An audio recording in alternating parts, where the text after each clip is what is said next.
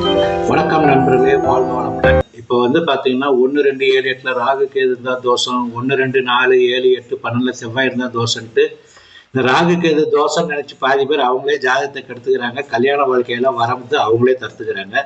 முதல்ல ராகு கேது எங்க இருந்தா தோஷன்றது முதல்ல தெரிஞ்சுக்கிட்டு அதுக்கப்புறம் பார்க்கலாம். இப்போ மேஷ லக்னம், துலா லக்னம், இதுதான் காலப்புருஷனுக்கு 1வது லக்னம் மேஷ லக்னம், 2வது லக்னம் ரிஷப லக்னம், 7வது லக்னம் துலா லக்னம், 8வது லக்னம் விருச்சிக லக்னம். இந்த இடத்துல ராகு கேதுகள் இருந்தால் 1வது வீடு மேஷ லக்னத்துக்கு 2வது வீடான ரிஷபத்தில் ராகு கேது இருந்தால் அதுதான் தோஷம். துலா லக்னத்துக்கு 2வது வீட்டுல விருச்சகத்துல ராகு கேது இருந்தால் அதான் தோஷம். ஏன்னா 2வது வீடு குடும்பஸ்தானம் சொல்றது, 8வது வீடு மர்ம உறுப்பை குறிக்கிறது, தாம்பத்திய சுகத்தை குறிக்கிறது. ராகு இருந்தால் அதிக தாம்பத்திய சுகத்தையும், கேது இருந்தால் தாம்பத்திய சுகத்தை கம்மி பண்ணுவாரு. அதே மாதிரி செவ்வாய் இருந்தால் தாம்பத்திய சுகத்தை அதிகம் பண்றது. இந்த ரிஷபத்திலையும் இந்த 7வது வீடான துலாமிலையும் விருச்சகத்திலையும் இந்த கிரகங்கள் இருக்கும்போது தாம்பத்திய சுகத்தை அதிகப்படுத்தும் இல்லை கம்மிப்படுத்தும். இதுதான் சொல்றது.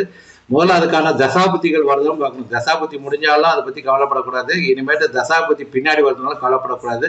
நடப்பு தசாபுத்தியில அந்த மாதிரி ராகு கேது செவ்வாய் இருந்துச்சு அப்படின்னா இது மேச லக்னம், இந்த துலா லக்னத்துக்கு தான் இந்த ராகு கேது எல்லாம் பார்க்கணும். எல்லா லக்னத்துக்கும் ராகு கேது பார்க்கக்கூடாது. இது ஏன்னா இது செவ்வாயும் சுக்கரனும், 1வது வீடு செவ்வாய், 7வது வீடு சுக்கரன், 2வது வீடு சுக்கரன், 7வது வீடு செவ்வாய். இதுதான் தாம்பத்திய சுகத்தை கொடுக்குது. ஆணுக்கும் பெண்ணுக்கும் சுக்கரனும் செவ்வாயும் தான் தாம்பத்திய சுகம் கொடுக்குற கிரகம்.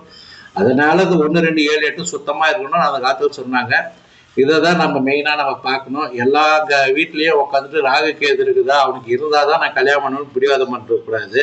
முதல்ல அதெல்லாம் பண்ணாதீங்க. அதுக்கப்புறம் பார்த்தீங்கன்னா இந்த நட்சத்திர பொருத்தம் ஒன்று பார்க்குறாங்க. நட்சத்திர பொருத்தம் அப்படின்னா இந்த சந்திரன் எந்த ராசியில் பிறக்கும் போது இருக்கிறான்னா கடக ராசியில் பூசம் 3ஆம் பாதத்தில் இருக்குது அப்படின்னா நடக்கும் போது அவங்களுக்கு சனி தசை ஓட்டிருக்கும். பூச நட்சத்திரம் 3ஆம் பாதம். ஓகேவா? இப்போ 25 வயசு வரும்போது அது என்ன ஆயிரும்னா ஆயிலை நட்சத்திரத்துல 28.46 டிகிரில புதனோட தசை ஓட்டுக்குதுன்னா இது புதன் தசை நடக்குது. அதனால நட்சத்திர பொருத்தத்தை உட்காந்து பார்த்துட்டு அந்த நட்சத்திர பொருத்தம் இருந்தால்தான் கல்யாணம்னு பாதி பேர் நீங்களே கல்யாணத்தெல்லாம் தடுத்துக்கிறீங்க. முதல்ல நல்ல ஜோதிடர் பாருங்க. யாரையோ ஒருத்தர் பார்த்துட்டு 50 ரூபா 100 ரூபாய்க்கு பார்க்குற ஜோதிடருக்குலாம் சுத்தமா எதுவுமே தெரிய மாட்டேங்குது.